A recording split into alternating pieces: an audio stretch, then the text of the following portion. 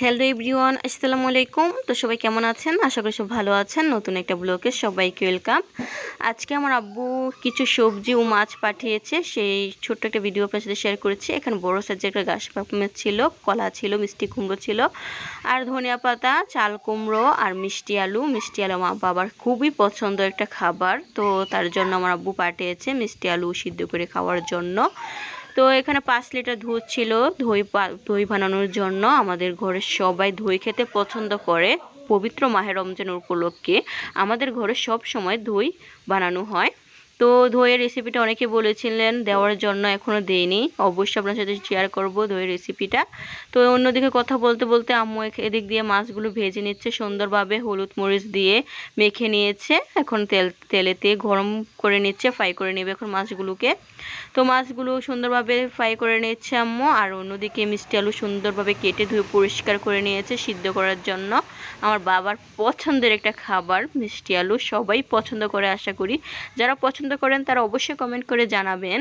আর অন্যদিকে মিষ্টি কুমড়ো কেটে সুন্দরভাবে দেখুন কি সাইজ করে কেটে নিয়েছে। অনেক মিষ্টি ছিল, অসাধারণ ছিল কুমড়োটা, দেখতেও খেতেও অসাধারণ ছিল।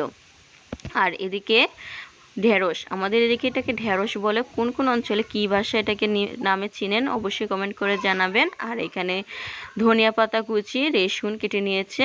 আর ঢেঁড়স ভাজি করার জন্য এখানে পেঁয়াজ কুচি, মরিচ রেখে দিয়েছে একসাথে মিক্স করে।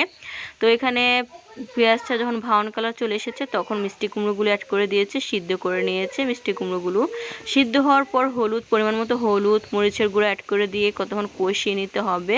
কষানো হয়ে এলে তারপর মাছগুলো দিয়ে দিতে হবে। মাছগুলো দিয়ে এখন ভালো সুন্দরভাবে সাজিয়ে দিয়ে পরিমাণ মতো ঝোল দিয়ে দিতে হবে। যতটুকু প্রয়োজন ততটুকু অনুযায়ী ঝোল অ্যাড করে দিবে আম্মু। তো ঝোল দিয়ে দিচ্ছে। কি সুন্দর অসাধারণ লেগেছে মিষ্টি কুমড়ো বা তরকারিটা, খেতে অনেক মজা হয়েছে। অবশ্যই কমেন্ট করে জানাবেন আমার মায়ের হাতের স্পেশাল ঘাস কাপ মাছ দিয়ে মিষ্টি কুমড়ো রেসিপিটা কেমন হয়েছে। উপরে মরিচগুলো অ্যাড করে দিয়েছে ঝোল দেওয়ার পর, বলক আসার পর। তারপর এখন পরিমাণ মতো ধনিয়ার পাতা কুচি দিয়ে অ্যাড করে দিবে, দিয়ে নামিয়ে নেবে। দেখুন কালারটা কত সুন্দর লোভনীয় লাগছে, অসাধারণ ছিল খেতে মিষ্টি কুমড়োটা। মিষ্টি কুমড়ো যদি মিষ্টি না হয় খেতে মজা লাগে না, অনেক মিষ্টি ছিল, অসাধারণ ছিল। ঘাস কাপ মাছ দিয়ে আজকে মিষ্টি কুমড়োর রেসিপি আপনার সাথে শেয়ার করলাম। আশা করি কমেন্ট করে জানাবেন মায়ের হাতে স্পেশাল মিষ্টি কুমড়ো রেসিপিটা কেমন হয়েছে। আর সন্ধ্যা ইফতারি করার পর ভাইয়া রসমালাই নিয়ে এসেছে, কুমিল্লার বিখ্যাত রসমালাই, অসাধারণ ছিল। আমার ভাইয়া অর্ডার করে এনেছে কুমিল্লা থেকে। তো ইফতারি খাওয়ার পর এটা খেয়ে নিলাম, অসাধারণ ছিল রসমালাইটা, অসাধারণ ছিল।